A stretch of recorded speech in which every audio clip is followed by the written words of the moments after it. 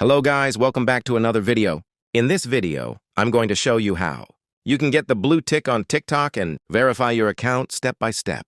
First of all, make sure your TikTok app is updated to the latest version from the App Store or Play Store. Once updated, open the TikTok app and go to your profile in the bottom right corner.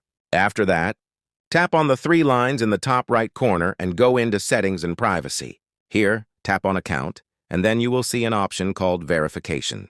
Now tap on it, and you will be asked to choose your account type, whether it is personal or business. Select the correct option and continue. After that, TikTok will show you the requirements for verification. If your account meets all the conditions like authenticity, activity, and completeness, you can simply proceed with the application. Then just follow the on-screen steps. Submit your request and wait for TikTok's response. And that's how you can apply for the blue tick on TikTok.